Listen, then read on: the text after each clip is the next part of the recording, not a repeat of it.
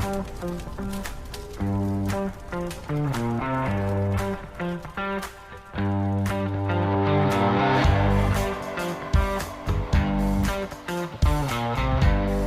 and welcome to Fire Headlines, where we discuss the hottest fire news to hit within the last 2 weeks. I'm your host, Inanna Hencke, and I'm joined today by the panel, Chief Bob Horton and Chief Jeff Buchanan. New York has long led the nation in fire deaths, firefighters say, according to an article that was published in the Time Union on March 13th of 2023. New York has the most residential fire deaths, at least 45 fatalities in the first 3 months of just this year, which is pretty staggering and truly highlights the need for legislative action, according to the Firefighters Association of the state of New York. A couple of suggestions that they have proposed are a measure to provide funding to local building departments to conduct routine inspections, and also suspending sales tax on smoke and carbon monoxide detectors just during the month of October, which is Fire Prevention Month. It seems wild to me that these provisions aren't already in place, especially in a city where you have so many older buildings and this long history of tightly packed living spaces. I guess what I'm wondering after reading this article is, how common is it to have truly good fire codes and enforcement in place? Do you have any experience with this, Jeff? What struck me about this particular article, a couple things, just kind of noodling into the kind of the data that they were offering. Part of the perspective here clearly is there's a heavy population. So there's obviously a correlation between dense population, the amount of people that are living there, and potentially the fire fatalities that result from it. And let me just say, across the country, what they're experiencing, there are those challenges. Where I differ in opinion is, while you can make an argument for more people, and that's what they're going for. I can see that through that lens. But I would also say you can't get enough people. You're not going to get enough people. There's not enough funding for enough people for the thousands and thousands of buildings that exist in New York City. You're just not going to be able to do it. So it means you're going to have to look at other creative alternatives, leveraging technology, leveraging private industry. There are actually solutions out there for inspections where you couple private industry with technology to enhance the inspection ability of a particular municipality. And you have to do that because those multi-family structures are in New York City, not in the thousands, probably in the tens of thousands. So how can you get enough employees to really crack away at that? So I'm just not sure. While that could be an advancement for them, I think that they're going to have to look a lot more deeply at leveraging technology and private industry to be able to bring them in. I don't think that that's only a municipal challenge. In regard to suspending the sales tax, I think it sounds great on its face, but when you think about how much a smoke detector costs, I don't know, between $20 and $40, make that number up. Sales tax, 6 to 8%, 9% across the country. Is $2, $3 in savings really going to drive you to the store and get a smoke alarm? I'm not so sure. I think a better play might be really, because the tendency for these multifamily structures is they're owned by larger corporations, is really maybe trying to incentivize the ownership to make sure that those apartment complexes are in compliance. I think that might be a better way to route, those funds. I just don't think there's enough money. Yeah, I just don't think that personnel is going to be able to solve that issue. It's disturbing though. There's no doubt about it. There is a large amount of older construction, and what really has to be the eye opener when you talk about older construction and new construction is residential sprinklers. And that's a bit of a taboo for the development community. It's a bit of a taboo all the way around the board. But those types of mitigating systems would absolutely help in the fatality side of things. But it's a difficult conversation.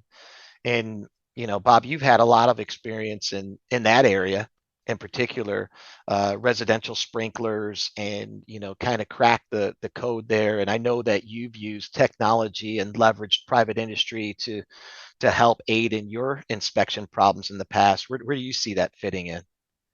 Yeah, there's a lot going on in this article, and you did a good job of unpacking these various pieces. And Inanna, I had a very similar reaction that you did when I saw this, and wondered to myself, in 2023, how is it that these codes are not legislated in these areas? And I don't know enough about what's going on in New York to opine directly on what might be contributing to that. And I'm sure there are very reasonable discussions going on in their state, but broadly speaking, there is sufficient evidence that support it's the necessity for these life safety codes in buildings, particularly as it relates to functioning smoke alarm. I think so. That's part of it. Is there a code in your county that says if you're going to build a building for people to live in that has a functioning smoke alarm, they have to have so many exits?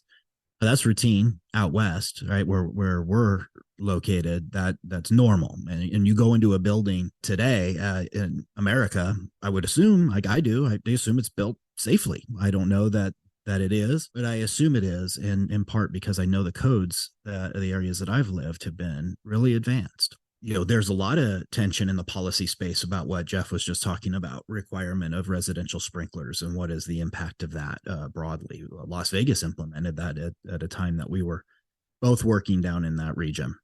A lot of communities have navigated to residential fire sprinklers. The contention usually comes, like I think Jeff aptly pointed out, from building developers, and it's just another cost of construction, just another cost, right? And that's where there's always a fight politically on one, local control, which essentially means, folks want the lowest level of government to have influence over items of public planning or land use planning or something like this, where these kind of codes live, versus, let's say, the state of New York adopting a code that goes statewide. And there's usually a lot of pushback for that because the counties want to have a control over what those codes look like. Everything that's additional into the code is additional cost. Like that's the counter argument. And when we're living in an era where we don't have enough homes for the people that we have, and affordable housing is an issue in a lot of our places, where do we stop? Right. And that's in the capitals and the state houses across the United States, is this debate over one more code, one more code, one more code to protect for safety. Obviously, I'm an advocate for all the codes that protect people, because Jeff is right. There's not enough inspectors, right, to do this. There's not enough firefighters. It never will be. More of all of this would be nice, but practically speaking, getting as far upstream as you can and reducing fire death is you have to prevent the fire from happening in the first place. If you cannot prevent the fire from happening in the first place, you have to alert all occupants as early as reasonably possible for them to be able to get out. So having a functioning smoke alarm, like, we need to reduce all the friction that we possibly can.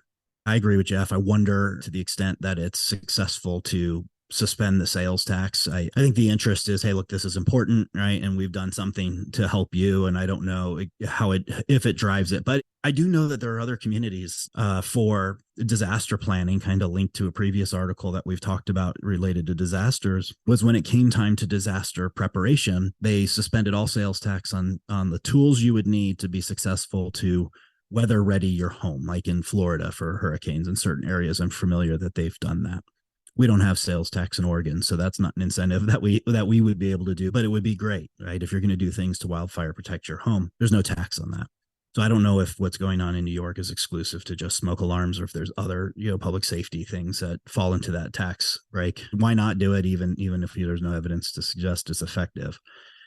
More successful, what we've seen out in the field, is these grants and partnerships with American Red Cross that will go out and install working smoke alarms. Every fire company in America should be out helping those that don't have functioning smoke alarms to have functioning smoke alarms. Right? As firefighters, if we want to prevent people from dying in buildings, it's not yanking them out on a ladder. It's too late. There was a big failure of the system by the time we got to that.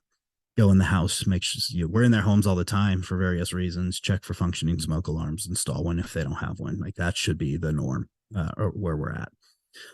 But I don't know how prevalent this is. That was your original question. Like, I don't know how prevalent it is where that we have homes being built or multifamily residential being built in America today that don't have, what we think would be just the basic, maybe I leave out the controversial conversation of residential sprinklers. Just shy of that, though, everything else, including functioning smoke alarm. It is shocking that there's areas of the country that may not have that in code. We talk a lot about technology at the Western Fire Chiefs Association as well. And I think I was surprised to hear you say smoke alarms and fire sprinklers, which don't, maybe it's because we spend so much time on the very front end of technology and what that means for really exciting and intense disasters. But these have been around for at least as long as I have been alive. And I think we forget that some of the tools that we have at our disposal don't necessarily sound fancy and exciting, but can be just as, if not more effective than, I guess I was imagining, like, how do we monitor buildings for if there's a fire? And of course, it would be something as simple as a smoke alarm and not necessarily any kind of like cameras or thermal imaging or anything like that. So it's good to know that there are very effective tools that we could implement. And also, as you said, disheartening to hear that it's not always the case that these are a requirement, or, there isn't the enforcement to make sure that people are being protected appropriately. It's simple, but not easy. These rather routine tools that can alert someone and keep them safe, if they don't have them, they're useless, right? I mean, a $20 or $40 item, I mean, that's what we're talking about here, and Bob often talks about community risk reduction, and as do I. And one of the fires that was discussed in the article, it was a space heater related, where a campaign on, every time it gets cold, most fire departments are talking PSAs, public service announcements, to make sure that you're not using space heaters inappropriately inside of a home. Certainly, once fire is started, being able to alert those individuals is obviously the next step in order to get out safely. However, how many of these multifamily homes, because really what we're talking about, there's a blend of affordable housing, and then there's the enforcement piece on the code, if there is a code that's there. And I think that unfortunately, the world requires an amount of accountability, enforcement, and regulation. No one wants to be over-regulated, but maybe the right incentive is for the renters to be coordinating with the management group, and there has to be an accountability that management group over those apartment complexes are making sure that the smoke detectors are there, and that again becomes very, very controversial. But you have to have an accountability measure if you want to see some real impact and change. And I was going to add there, the engineering designs of smoke alarms in the modern day have really overcome what some of the challenges in the past we've seen. Sort of the theory was, they were batteries and you would change them. And a lot of, there'd be good reason to use those batteries for other things other than the smoke alarm.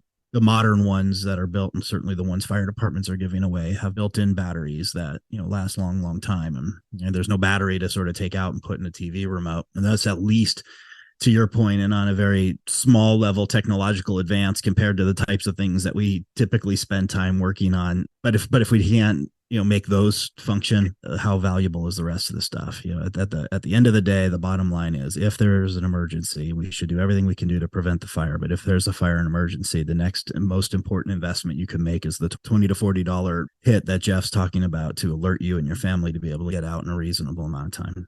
All right. Well, thank you both for your insights.